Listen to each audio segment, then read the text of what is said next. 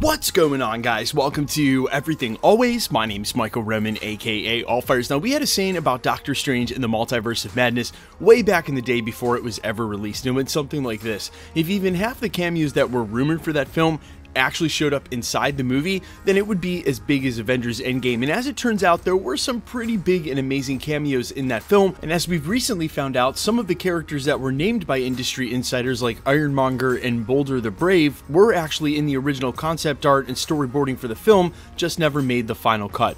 That's where we find today's film and Captain America New World Order reaching those same levels of rumors. So many different characters now at this point reported to show up, with a brand new one on the list, or should I say rather a supervillain group, the Serpent Society. This coming from an industry insider alongside some news about the Red Hulk. We're going to break down what they recently said about what we should expect from the film and what role the Serpent Society may play. I think it's pretty clear, given the landscape of what's going on with Thunderbolts, what's going to happen during Captain America New World Order. We're breaking it all down, but first, if you could grab the subscribe button. We do daily Marvel content at the channel, and that's all we do. Everything from official Easter egg breakdowns, trailers, and reviews to the occasional industry insider report and everything in between. So if that sort of thing's for you, hit the subscribe button, leave a comment down below. That will automatically enter you to win our ongoing PS5 giveaway. If you want, stick around to the end of the video. We get into all the giveaway stuff again there. Okay, so this was tweeted out by the Twitter scoopster and industry insider Can We Get Some Toast. That's at Can We Get Toast on Twitter, who does have somewhat of a track record. And again, remember,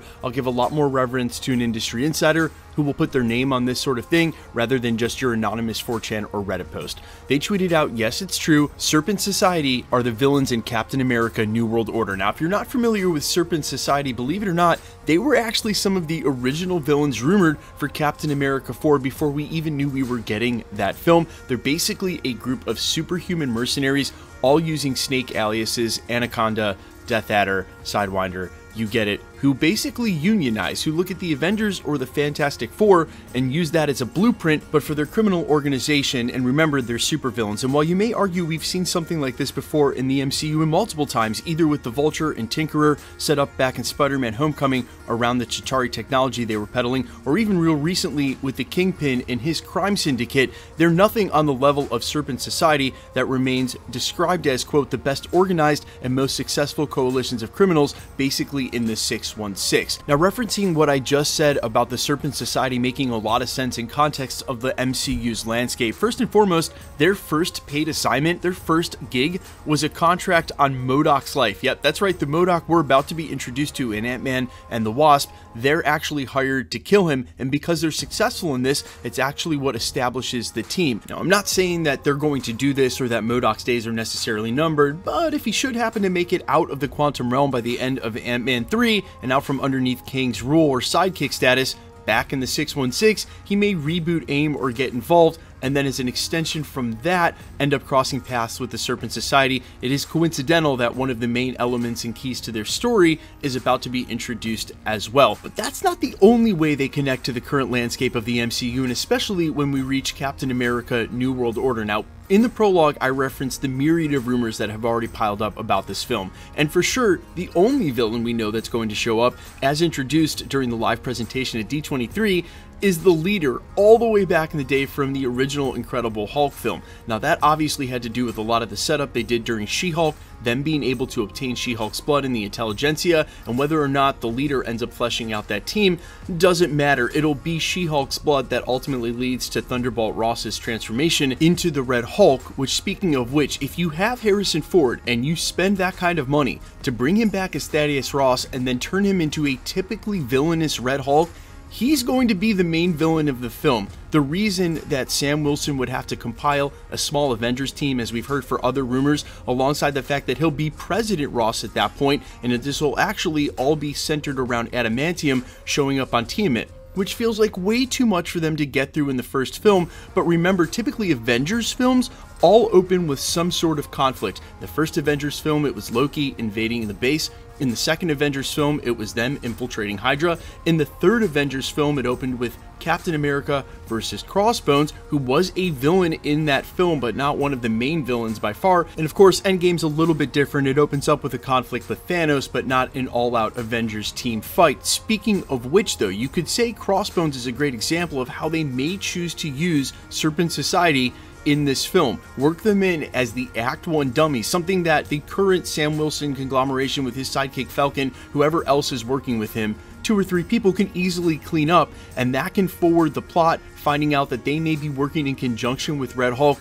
They're his current mercenary team, and if they should be defeated and or at any point throughout this film, that would lead way for there being a second mercenary team to step up behind them. A second mercenary team that we know is coming in the way of the Thunderbolts, and obviously the people on that team, not super villains like they are in the Serpent Society, but not favorable individuals in the eyes of the US government. Most of them at some point have been war criminals like Yelena Belova, Red Guardian, or even Bucky. Speaking of the US government, the only other update we got, and coming from Can We Get Some Toast, the same industry insider / Twitter scoopster, was that Red Hulk will not be hidden by Marvel in the normal way that they've tried to keep these sort of big reveals until the film, or only give us snippets before we get there. He seems to indicate that Red Hulk Harrison Ford will be front and center and all transformed into Red Hulk. And while I find that sort of hard to believe, because I really feel like they would leave that transformation for the film, Can We Get Some Toast seems to say otherwise, and I will get into the spirit of that only in the same sense I just mentioned.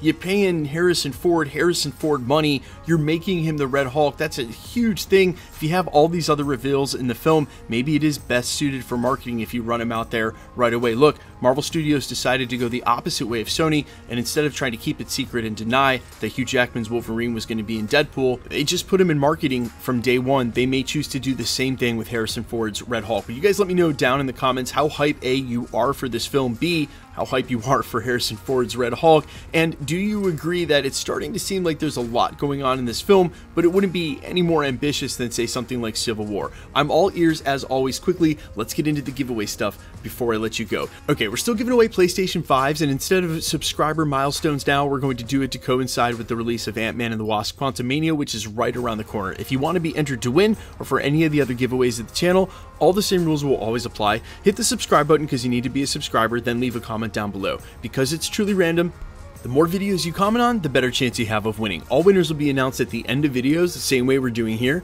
The best way to keep up with the content has always been to hit the notification bell with all notifications turned on. And as always, if you liked today's video, I'd appreciate it if you'd hit the like button. My name's Michael Roman. You can find me in a couple of places: Instagram and Twitter at IamFires. You can also find me on Spotify, YouTube, Amazon, Apple, iTunes, wherever you listen to original music under the name Allfires. And while I'd sincerely appreciate you checking my music out, thanks for checking this channel out. Stick around, we'll be posting again real soon.